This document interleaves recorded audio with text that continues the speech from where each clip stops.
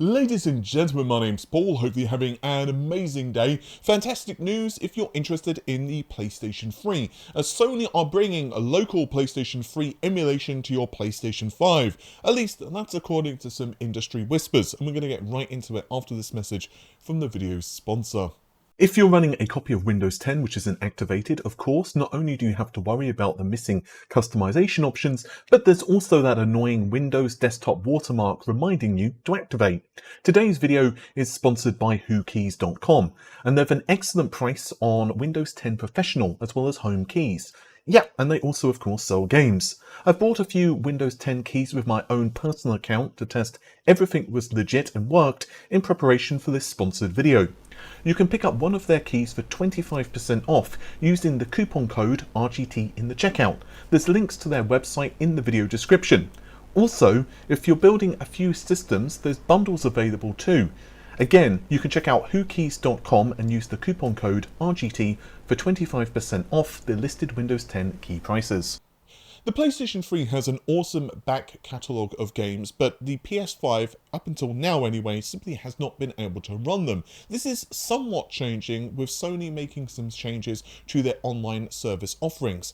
Basically, you'll be able to download PS1 and PS2 games natively to your console and be able to essentially run them via emulation on your PlayStation 5, but PS3 games, well, basically they will be streamed to you via the internet, and obviously this can bring some issues including latency.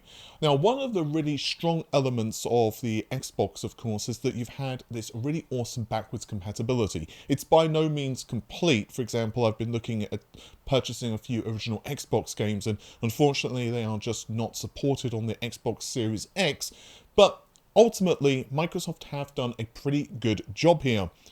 But allegedly, Sony are looking to change this with the PlayStation 5. Jeff Grubb, who is of course an employee over Adventure Beat, said the following.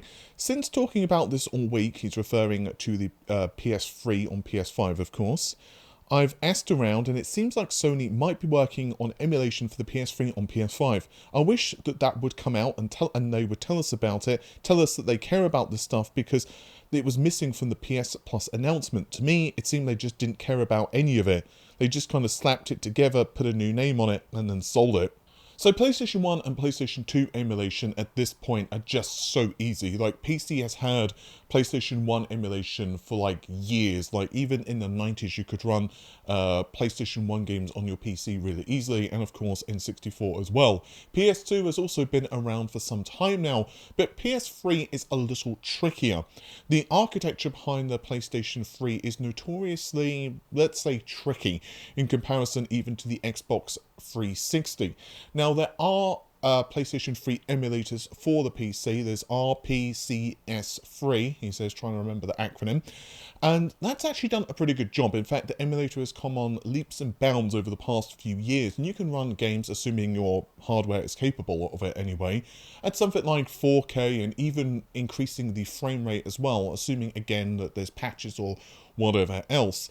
And so games like Metal Gear Solid 4 can run on your PC hardware. But ultimately, the PlayStation 3 architecture is kind of convoluted. Not only do you have separate memory pools, but ultimately the big issue, quote unquote, is the CPU. Sony basically worked on the Cell microprocessor architecture. I'm sure most of you guys know about this already, but basically it's got a single CPU core, which is essentially identical to the CPU cores inside of the Xbox 360, but there's only a single one of them, and it can basically run 2 threads, so it's SMT basically. But then there are also other elements, SPEs, inside the Cell CPU, and these can basically run a whole host of different instructions, and in many ways can almost be thought of as a precursor to GPU compute. Quite some time ago, I put out a video concerning how the Cell works, but basically it's not an x86 processor, it's based on the PowerPC architecture, and yeah, it's been quite tricky even for the emulation scene on PC to really make it work 100%. So I suspect that it would be quite an engineering effort for Sony to actually get this working. With that said, the PlayStation 5 is more than capable of doing so. If you look at the minimum and recommended specifications, for example, of the RPCS3 emulator, then yeah, the PS5 easily surpasses those. And you've got to remember also that Sony have another advantage with the PlayStation 5. They are basically designing an emulator which would be right pretty much down to the metal. So they have full access to the hardware. This means that they can optimize a lot more in that respect compared to a PC emulator, because for a PC, well, what hardware are you exactly targeting? Are you targeting Intel or AMD, and even then what generation, how many CPU cores, and so on and so on. With a console, of course, this is just not the case. Personally, I think that Sony can do this, and I would absolutely be all for it. Again, to echo my previous statement, there have been a ton of PlayStation 3 games which have essentially languished. And this is one of the big things. Like, I'm really quite an advocate of, game preservation. I think that being able to play old games on newer hardware is so important, because if you have a PlayStation 3 and the hardware's died, you're basically screwed at this point unless you have a PC that's good enough to emulate it. And even then, eventually, all PlayStation 3s are going to just become obsolete or just die, and it's so tricky. And obviously, if you have like the older consoles, like 16-bit consoles, FPGAs are becoming increasingly popular at this point, and they do a really good job of pretty much doing an exact duplicate in terms of the performance compared to the original hardware, because FPGA isn't really emulating the original hardware, it's essentially cloning it. So we're nowhere near that, of course, for the PlayStation 3, so I'm quite curious to see whether this actually ends up being true or not. And I hope it is, because quite frankly, I think that PlayStation 3 emulation would be a massive positive for Sony. It will also be interesting to see what the extent of a local emulator being able to run games would be. Like, for example, is it going to be just a few games that would work? Would you need to throw the disc in, or would you have to download them from the store? As there are some other logistical things as well. Obviously, at the end of the day, publication rights are a thing. So, for example, if a studio simply doesn't want, or a publisher simply doesn't want their game to run on emulator, they could essentially block it. And this is particularly true for games which have come out of print or they've lost licenses. A lot of Marvel games, for example, they basically stopped them. I think it was like Deadpool or something like that went out of circulation. So, for example, you can't even buy it on Steam anymore. So it'll be very interesting to see how all of this is handled. But yeah, I would love to be able to play the original Infamous games again, Metal Gear Solid 4, and so on and so on, because once again, they are essentially locked to an older hardware platform at this point. I also would really like to touch on Unreal Engine 5, as now it has seen an official release. We're still quite a ways away before games really start to take advantage of it and games themselves are released which utilize UE5, but the actual full release of the engine itself is now a thing, and there have been some very interesting discussions that have been taking place, including from Microsoft's own teams. Now, of course, studios, like the Coalition and so on, all contribute not just, in terms of their own technology and experimenting to create new titles, but also contribute to the development of the engine itself. And this is, of course, just how the industry works. Epic are taking feedback from Microsoft, Sony, and several other major players in the industry, including, but not limited to, Nvidia, AMD, and so on, all to not only add features, but to kind of improve performance and optimize the hardware, their hardware and the actual software itself. It's basically the industry itself all coming together. And Unreal Engine 5, I know it's an overused term at this point, but it is really a game changer. Unreal Engine 5 has incredible advantages over its predecessors, and basically one of the main ones is being able to iterate faster and design and create titles in a much more efficient and streamlined manner.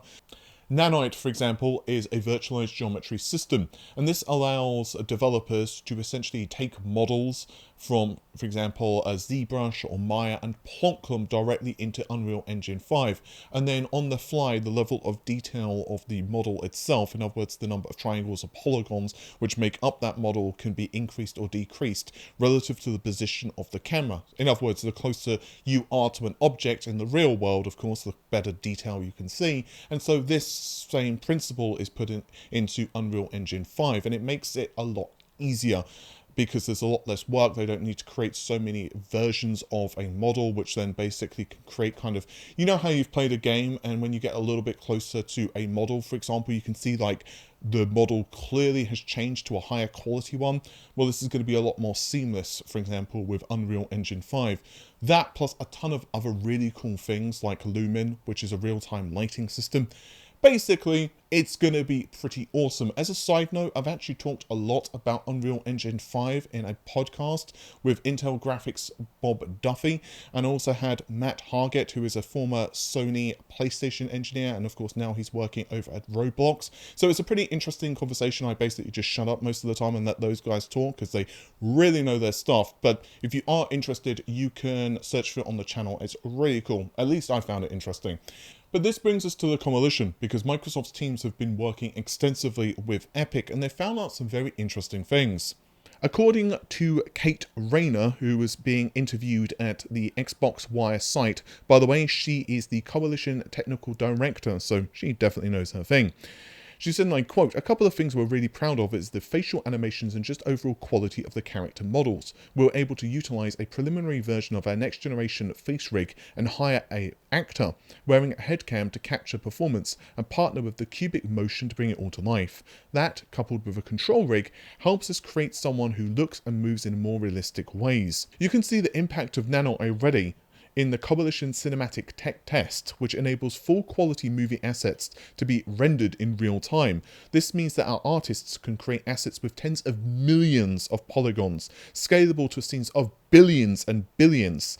The detail is just incredible, more than 100 times what was possible before. Just look at the eyeball details, the number of vertices and polygons, equivalent of what an entire character would have been in the previous generation. You also get to see how we're doing new things with light. Fully dynamic, real-time global illumination lighting has been long sought after feature, but up until now it's not been possible on a console.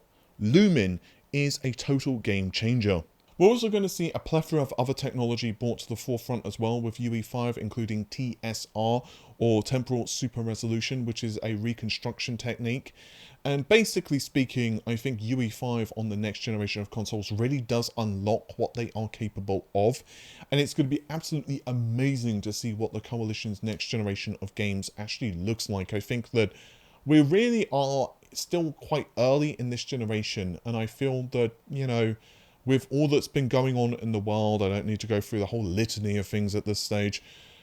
Things have definitely been not quite as quick to, you know, really take advantage of the hardware, but I suspect that that's going to change pretty quickly. And with the next generation of consoles having an absolute massive amount of CPU and GPU power, super fast SSDs and all the other stuff, we're going to see some really cool stuff. With that said, thank you very much for checking out the video. If you've enjoyed it, then of course you know what to do. Leave a likey on the video, and of course subscribe for more. With that said, take care of yourselves. Have an amazing day. Bye for now.